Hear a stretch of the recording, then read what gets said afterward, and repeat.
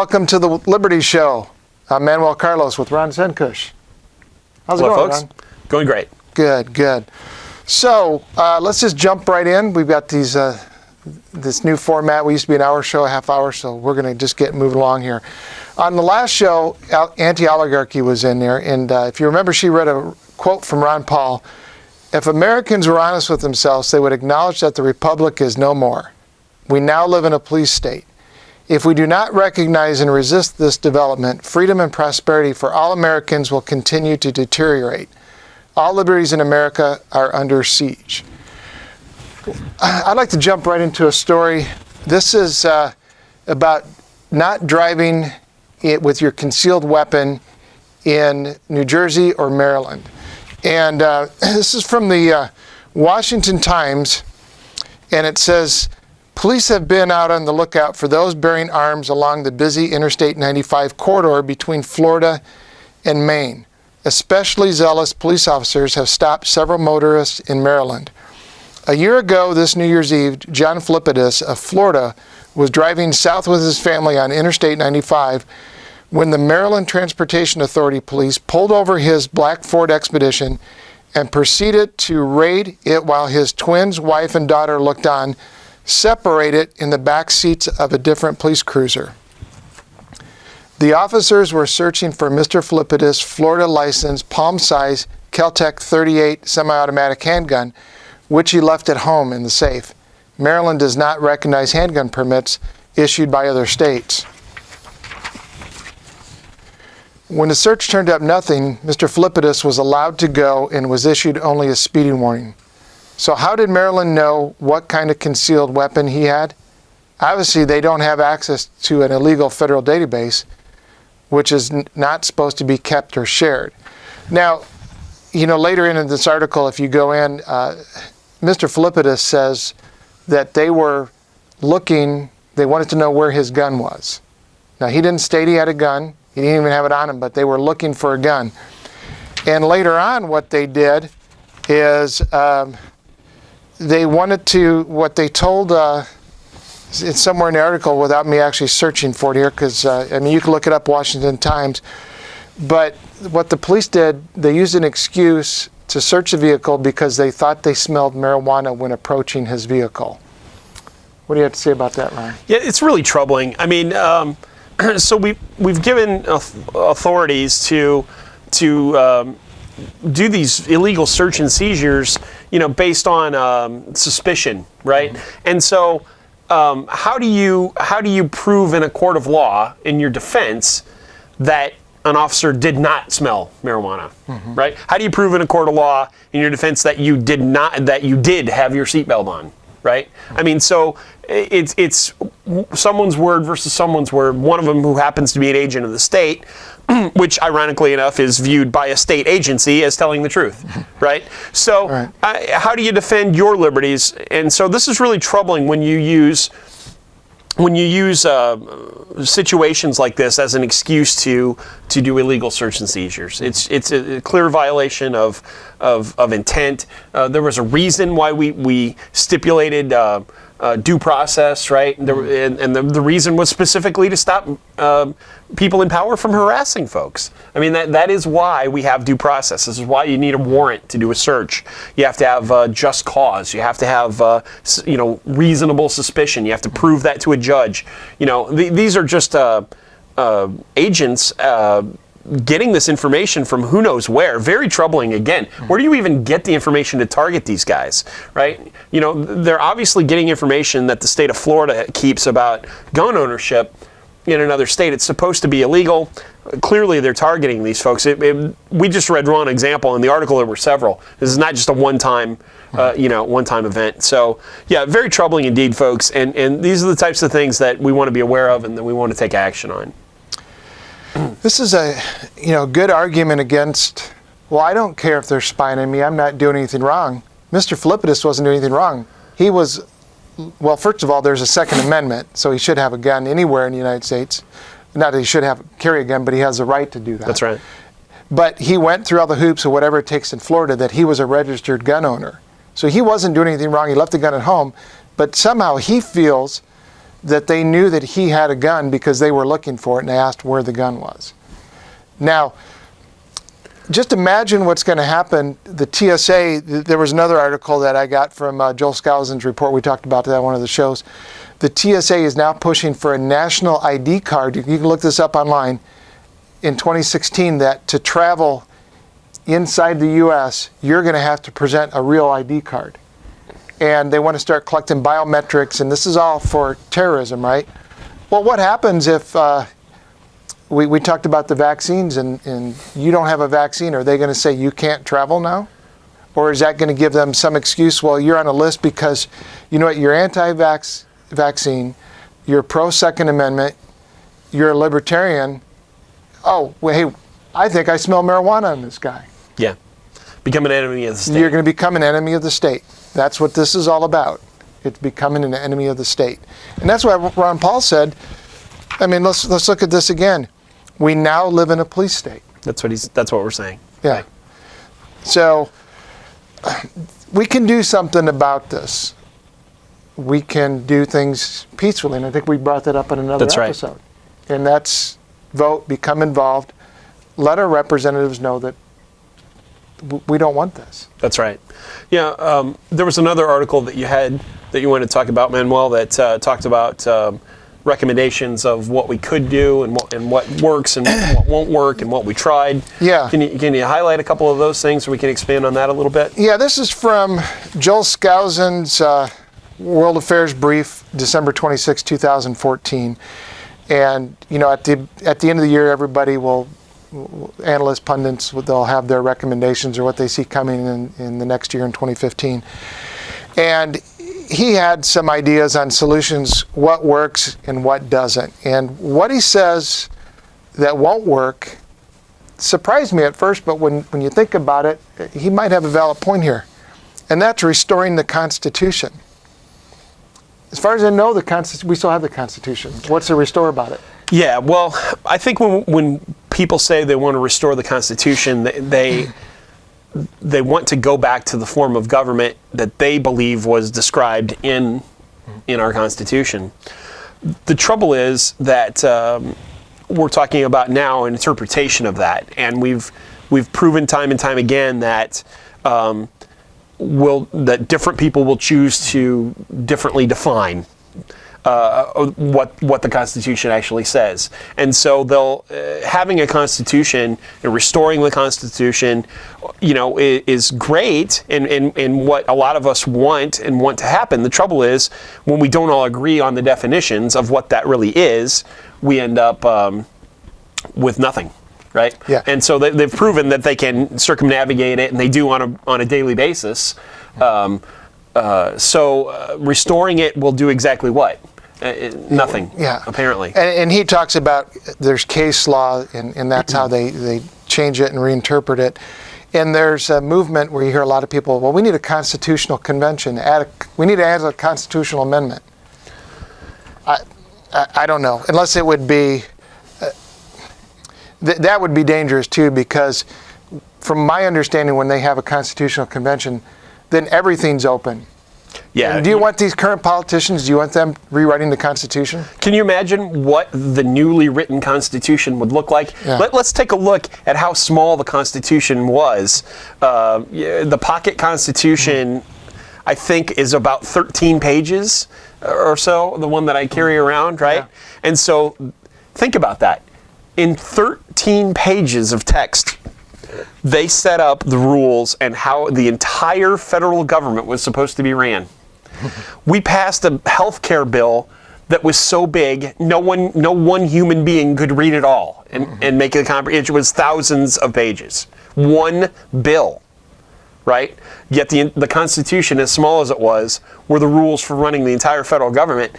If that's not an indictment on exactly how small our government was supposed to be, exactly. I don't know what is. So again, they're claiming that was constitutional law, and there we are. You're right, and those 13 pages, they let people read those, didn't they? I think they did. They took a long time to discuss that. How we're doing on time? We're going to go a little bit longer, I think. 9:54. 9:54. Okay. All right. voting the rascals out. And this is Joel Skousen's opinion. Sadly, the powers that be, I have been describing, control the media, both political parties, and the vote counting procedures. And basically what he says, if you vote somebody out, that they'll just replace them right away. And he says, and then even if Ron Paul had been elected president, there wouldn't be much Ron Paul could do other than just to try to hold it back. And I think I know what he's saying. I've read some other things, and I'm going to, I don't really want to put words in his mouth, but where's all the money? It's in the federal offices, and that's hard to compete against. It really is. That's where they put all the money, and I think that's what he means about the Nationals electing the rascals out. So what he does is he says what might work, and he said don't give up on local politics, and because that's where that's really where the battle's going to be fought, and that's where not a lot of the money. That's probably where we have a better chance of winning. Better chance of winning, better chance of getting your voice heard, and a better chance of getting enough people interested to make a difference. Yeah. Right? So it's tough to get 50 million people to march on Washington, but you might get 50 people to come down to the local county meeting, and so that can make a big difference. And the second thing was electing constitutional sheriffs, which is something we know a little bit about in this area, right? Right. And when we come back from break, we're going to talk about the constitutional sheriffs. We'll give you a couple examples. So we'll be back in just a few. Its family name, Firebird, an Indian symbol that promises youth, beauty, and strength. And in 1977, the Pontiac Trans Am became America's #1 sports car. Trans Am styling is aerodynamically designed for outstanding road performance. A 3.23 ratio rear axle and limited shift differential gives it quick, sure acceleration. And 7515 GM specification steel belted radials, 7-inch Rally 2 wheels, heavy-duty front and rear stabilization bars, special high-effort power steering, power front disc brakes give Trans Am precise sports car handling. Trans Am, a great one for those who really want to get a kick out of driving. So put on your fake mustache and get ready to outrun Smokey. I'm Manuel Carlos, and this is Conspiracy Theorists in Cars Getting Coffee.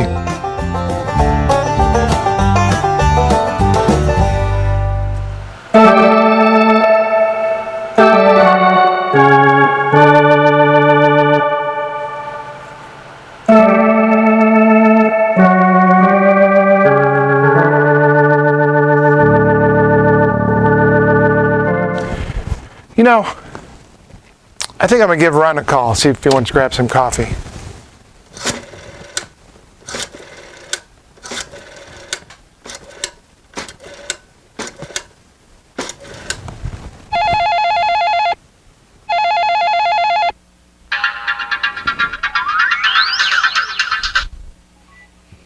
Hello, this is Ron.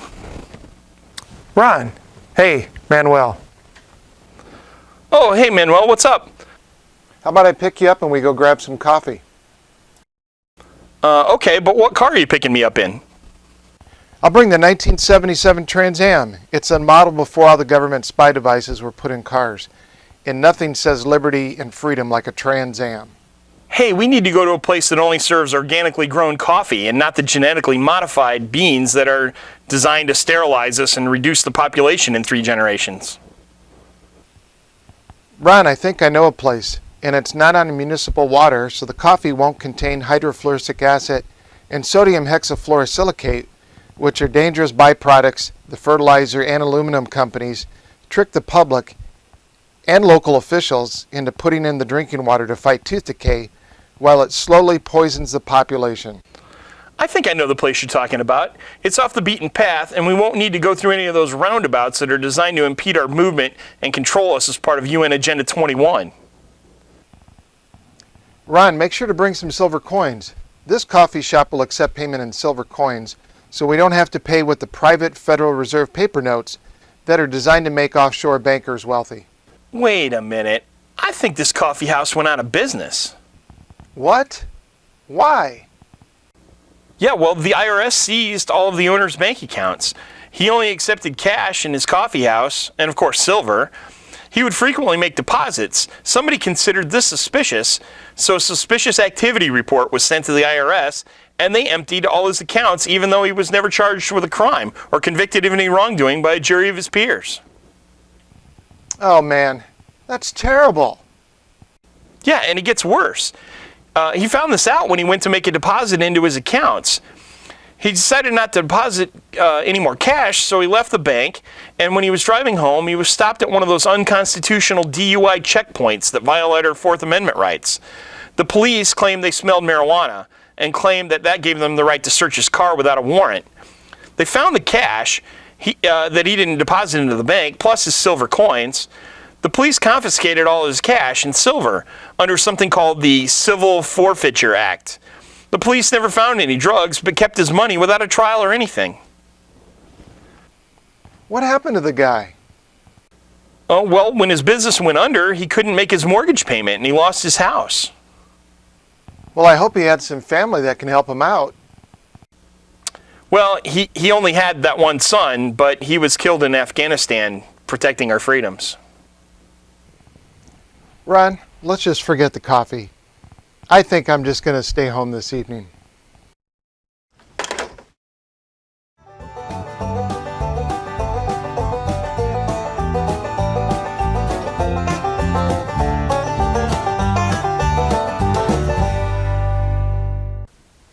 All right, we're back. We were talking about constitutional sheriffs, and Joel Skousen in his World Affairs brief pointed out that there's a couple ideas that may work, that we can change the tide of the big government taking things over. And he said, don't give up on local politics. And then option number two was, or strategy two is elect constitutional sheriffs. And I'll let Ron talk about this. There's two examples that we have. One's local, and one is in New Mexico. Yeah, first we'll start off with the one that happened in New Mexico. So, let's see. The sheriff there became the first sheriff in 25 years to stand up to the IRS. He physically stood at the gate of a troubled citizen's property while U.S. Marshals threatened his arrest.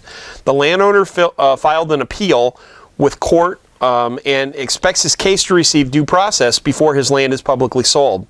The sheriff agrees, the judge did not.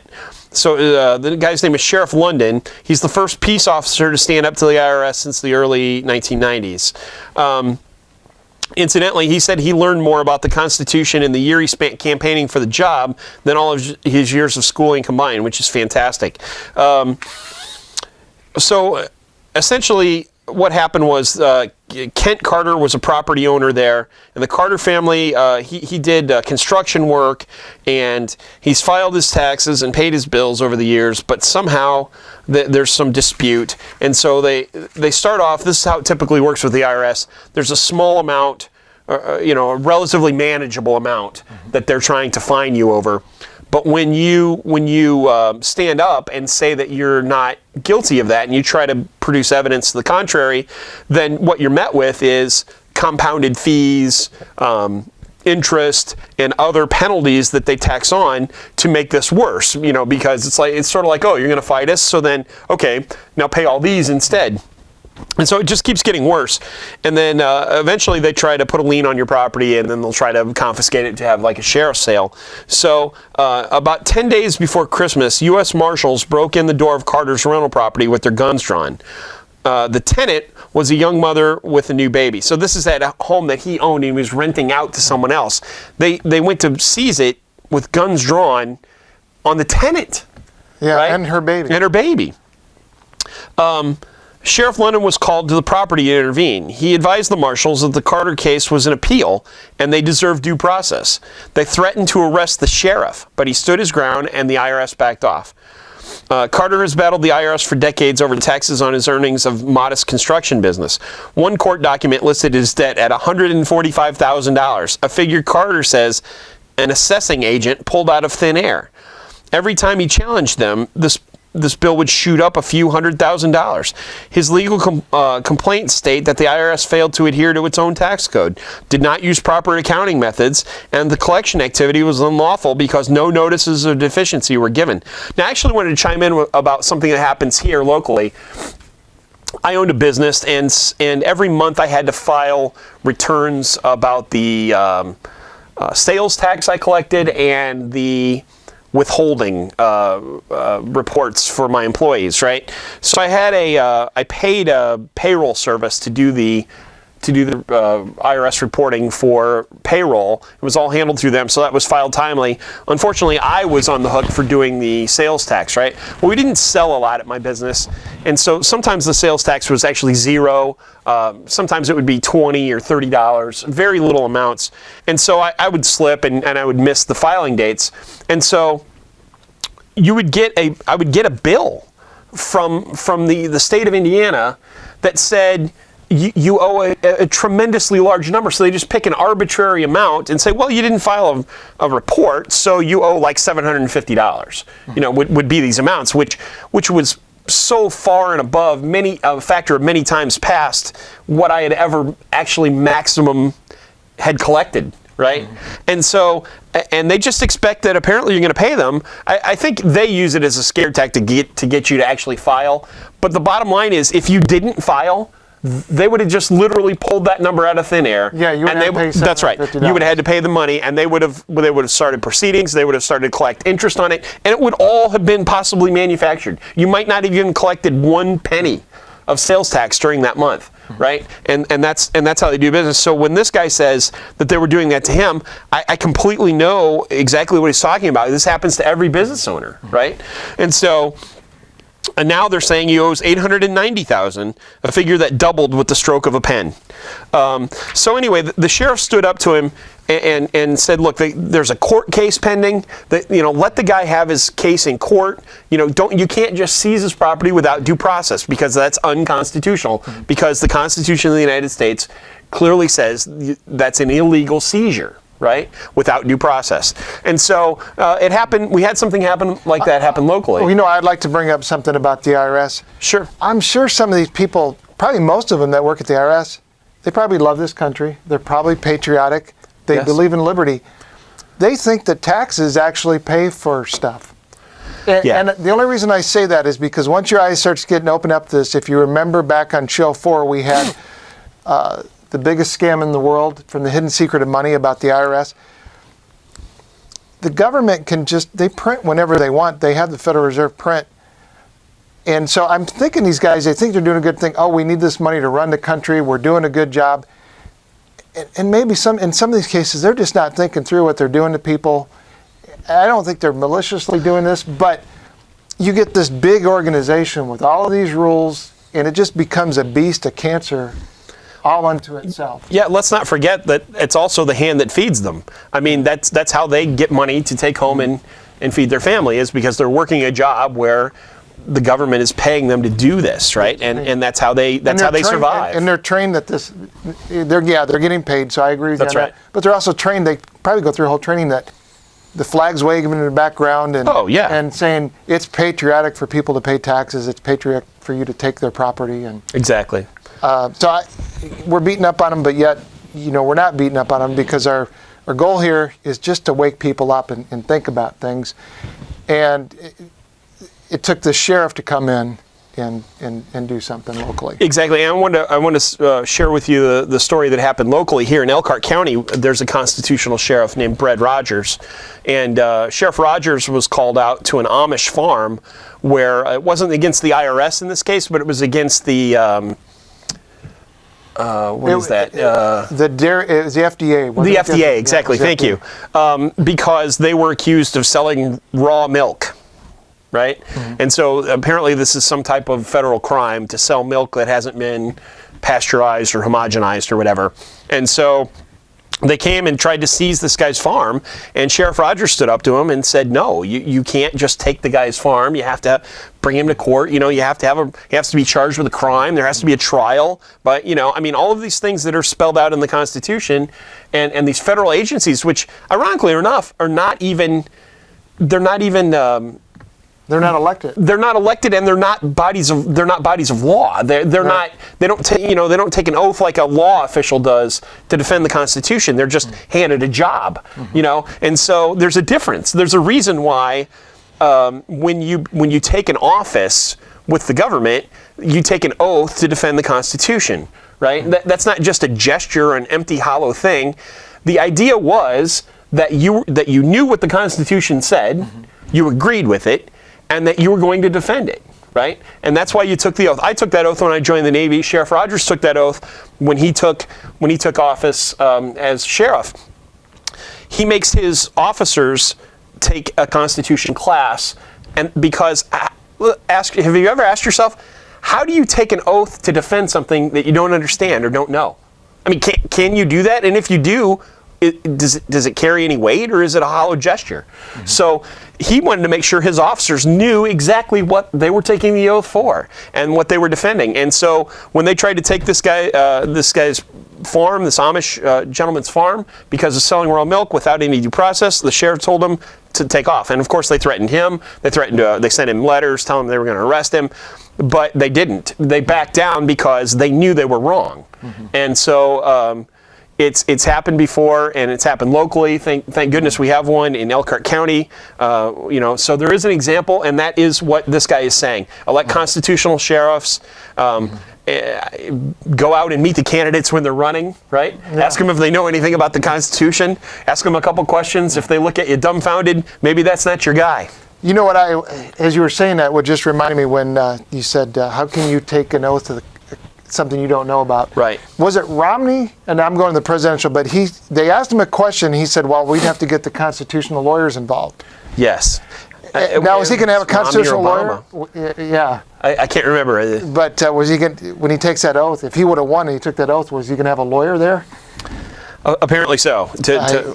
So my client pleads the fifth on taking the oath.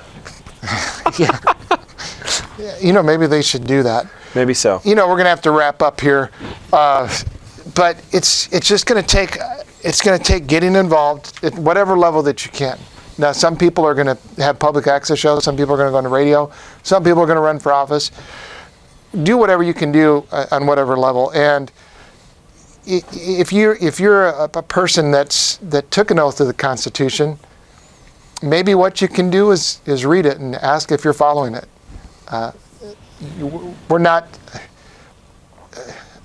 We're anti-government, but we're not anti-government. I don't know if that makes sense. We're not out here just complaining, although I think that's what libertarians do, but that's why we do. Here. Look, government has its place. Its number one function is supposed to be to defend your liberty. If there were no government, someone would try to be your boss. It would be the guy that had the most guns. It would be the guy who had the most resources. It would be some bully around your area that tried to tell you how to live and take your stuff, right? And so the legitimate reason to have a government is to make sure none of those guys do that, right? Or those people do that. Let's use the gender correct terminology, right? We spoke on that on our last show a little bit that about one guy will get after us. But yeah, exactly right. We should probably amend our Liberty Show Constitution to say that. But anyway. His name is Ryan. Shouldn't he have a gender neutral name? Wouldn't that be more fair? Okay, so I think we're running a bit long in the segment. Yeah, and I'm getting lost here. Ron saved me. I don't know what I was trying to say, but that's why Ron's a star. So we're not professionals. We're just trying to do what we can do. So anyway, we'll see you next time. I'm Manuel Carlos with Ron Senkush, and this was The Liberty Show. Live free.